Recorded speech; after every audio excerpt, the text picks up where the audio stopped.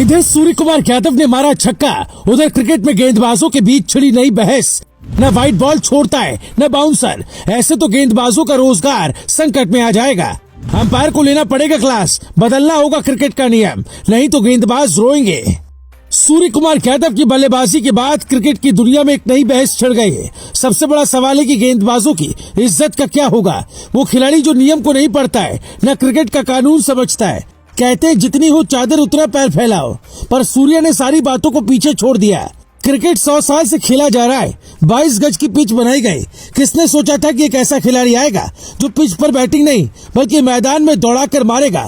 हम आपको कुछ सवाल दिखाते हैं।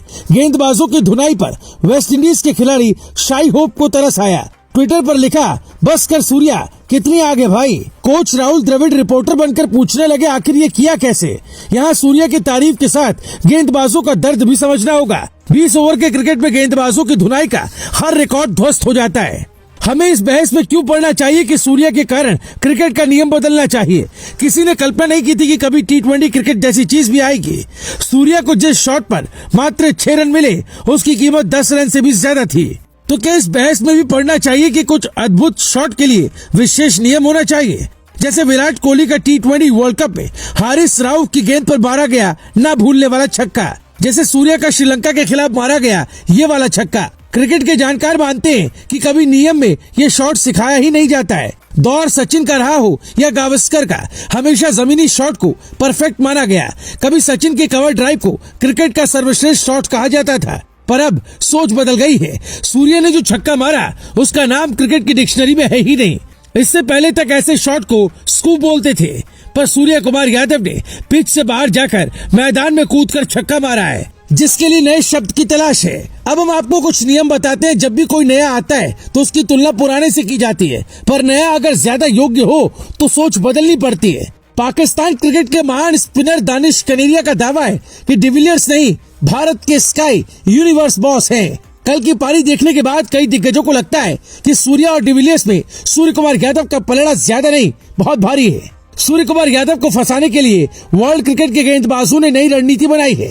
प्लानिंग के मुताबिक सूर्या को वाइड यॉर्कर बॉल फेंकी जाए तो वो आड़े तिरछे शॉट नहीं खेल पाएंगे। श्रीलंका के गेंदबाजों ने ऐसा ही किया। 13वां ओवर करने आए मधुशंका ने सूर्या को वाइड यॉर्कर फेंकी, पर सूर्या वाइड पर चढ़कर मारने लगे। पीछे गली की तरह फील्डर बेचारा मुंह ताकता रहा। यानी अब वो दौर आ गया है जब क्रिकेट का नियम बदलना चाहिए। कल्टी मारकर कैच पकड़ना आसान होता है, पर कल्टी मारकर छक्का मारना कभी नहीं सुना गया। साइड पिच पर अगर कोई बल्लेबाज जाकर बल्लेबाजी करेगा तो फिर गेंदबाज क्या करेगा। हमने AB डिविलियर्स और सूर्या का एक तरह का ही शॉट चुना। हम आपको दोनों तस्वीरें दिखाते हैं। AB डिविलियर्स व्हाइट बॉल पर तो खेलते थे, पर साइड पिच यानी कि पिच के बाहर निकलकर कभी नहीं। दोनों को देखे तो पता चलता है सूर्या में ज्यादा दम है। पिछले मैच में ही अर्शदीप ने कुल 5 नो बॉल फेंकी, यानी बॉलर का पैर अगर 1 सेंटीमीटर बाहर निकल जाए तो नो बॉल होता है। पर बल्लेबाज कहाँ मार सकता है, ऐसा कभी सोचा नहीं गया।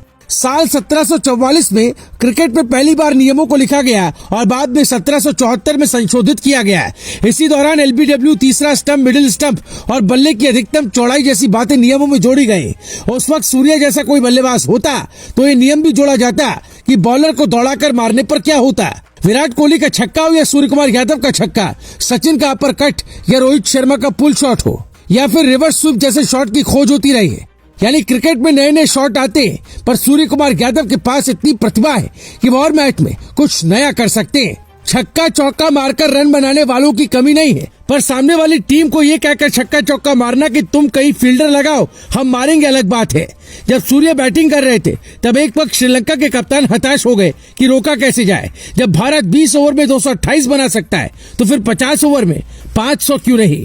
Bureau report, global Bharat TV.